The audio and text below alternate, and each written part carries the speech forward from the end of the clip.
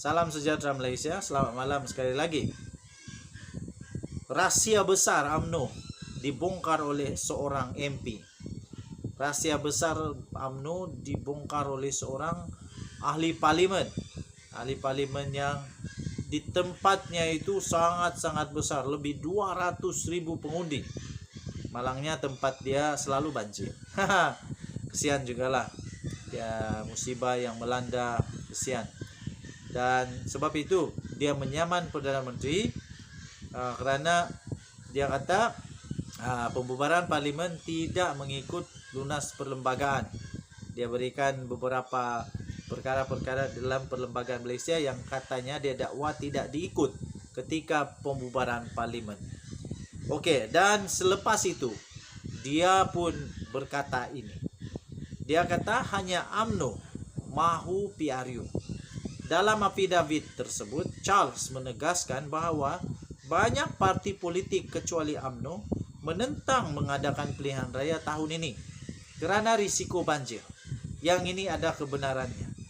Semua parti politik kalau saya tidak silap tidak setuju. Tidak tahulah kalau ada yang setuju, tapi yang selalu mau pilihan raya cepat UMNO sahaja. Malah 12 menteri daripada PAS dan Perikatan Nasional telah menulis surat kepada Agong menyatakan tidak bersetuju dengan pilihan raya yang diadakan tahun ini. Satu-satunya parti yang mau pilihan raya diadakan secepat mungkin ialah UMNO, kata ahli parlimen ini. Dengan ahli parlimen UMNO, ahli parlimen UMNO hanya berjumlah 37 orang. 38 tapi seorang masuk dalam penjara. 37 orang daripada 222 orang di Dewan Rakyat. Sokongan kepada pembubaran parlimen hanya menyumbang kira-kira 17% daripada ahli parlimen, tambahnya. Justru Charles mempersoalkan kesahihan permohonan Ismail Sabri untuk membubarkan parlimen. Permintaan itu boleh dibuat kemudian, memandangkan penggal parlimen ke-14 hanya berakhir pada 16 Julai 2023 katanya.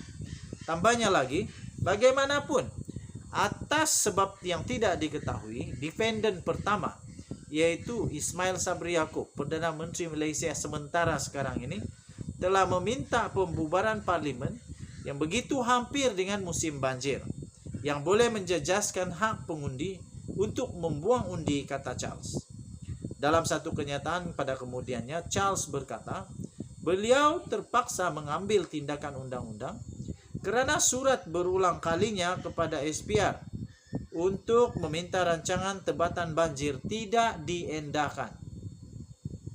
Memandangkan alasan di atas, saya amat percaya bahawa nasihat Ismail Sabri kepada Agong adalah terbatal, katanya. Tambahnya lagi, akibatnya saya juga percaya pembubaran parlimen tidak mempunyai kesan undang-undang, katanya. Dan dia tambah lagi, dengan memfailkan saman pemula, saya ingin menyatakan secara mutlak bahawa saya tidak mencabar kuasa yang di-Pertuan Agong, tetapi hanya nasihat yang diberi oleh Ismail Sabri Yaakob, katanya. Saya setuju apa yang Charles Santiago cakap ini. Ini adalah satu perkara yang amat-amat bijak, yaitu dia menyatakan secara mutlak bahawa dia tidak mencabar yang di-Pertuan Agong, tetapi hanya nasihat yang diberikan oleh Ismail Sabri Yaakob. Peguam Surendra Anand mewakili Charles dalam kes itu. Perbicaraan telah ditetapkan di hadapan Hakim Ahmad Kamal pada 29 Oktober di Mahkamah Tinggi Kuala Lumpur. Denyut nadi suara rakyat terus bergema di channel ini. Kita jumpa lagi. Bye-bye. Salam sejahtera Malaysia, selamat malam sekali lagi. Berita terkini yang memang bikin pening kepala. Bekas Perdana Menteri penuh Malaysia sekarang dah jadi Perdana Menteri sementara, caretaker. Dia disaman pula kali ini. Wah, memang betul lah. Selepas bubar parlimen, mesti ada orang yang suka, mesti ada orang yang tidak suka, mesti ada yang gembira, mesti ada yang meloncat-loncat, melompat-lompat, bergulik-gulik, menangis-nangis, teriak-teriak, royau. Banyak lagi lah. Banyaklah gaya-gaya manusia. Ada yang suka, ada yang tidak. Biasalah, bah. Memang begitulah politik. Tapi yang ini paling mantap. Dia tidak suka sampai dia saman PM. Ini barulah. Siapa yang saman PM nih? Seorang ahli parlimen. Seorang ahli parlimen yang memang veteran. Memang veteran menyaman Perdana Menteri. Siapa dia? Okey, beliau ialah MP Klang. MP Klang menyaman Perdana Menteri dan memohon halang SPR adakan PRU15. Penyandang Parlimen Klang, iaitu Charles Santiago, memohon perintah mahkamah untuk menghentikan pilihan raya umum ke-15 daripada diadakan pada tahun ini. Dalam saman pemula yang difailkan di Mahkamah Tinggi Kuala Lumpur semalam, ahli parlimen DAP itu menamakan Perdana Menteri sementara iaitu Ismail Sabri Yaakob, Kerajaan Malaysia dan Suruhanjaya Pilihan Raya SPR sebagai responden. Charles menuntut supaya satu deklarasi bahawa permohonan Ismail Sabri kepada Seri Paduka Baginda yang di-Pertuan Agong untuk membubarkan parlimen adalah bercanggah dengan perlembagaan dengan perkara 40-1 dan -1E Perlembagaan Persekutuan.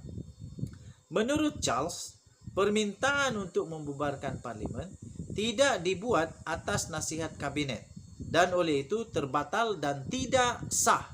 Wow, terbatal dan tidak sah. Wah, saya baca lagi ya. Menurut Charles, permintaan untuk membubarkan parlimen dengan tidak dibuat atas nasihat kabinet dan oleh itu terbatal dan tidak sah. Dia juga memohon perintah bahawa pembubaran parlimen tidak mengikut perkara 55-2 dan perkara 40-1 dan -1E Perlembagaan Persekutuan dan perintah untuk menghalang SPR daripada mengambil sebarang langkah untuk mengadakan pilihan raya. Selain itu, Charles juga menuntut kos dan perintah lain yang dipikirkan sesuai oleh mahkamah. Dalam afidavit itu, Charles memetik musim tengkujuh dan risiko banjir seterusnya sebagai alasan untuk menghalang pilihan raya. Katanya, kawasan saya di Klang yang mempunyai 210,662 orang pengundi adalah antara yang paling teruk dilanda banjir Desember lalu, yang menyaksikan sekurang-kurangnya 54 terkorban dan sekurang-kurangnya 71,000 orang kehilangan tempat tinggal di semenanjung Malaysia, katanya. Charles seterusnya mengambil maklum amaran yang telah dikeluarkan oleh Jabatan Meteorologi Malaysia mengenai risiko banjir semasa musim tengkujuh pada November dan Disember. Okey, tuan-tuan dan puan yang dihormati sekalian, begitulah. Ada kebenaran juga apa yang dia katakan, tetapi nanti akan diputuskan oleh mahkamah. Denyut nadi suara rakyat terus bergema di channel ini. Jangan lupa tekan butang subscribe, like dan share. Kita jumpa lagi.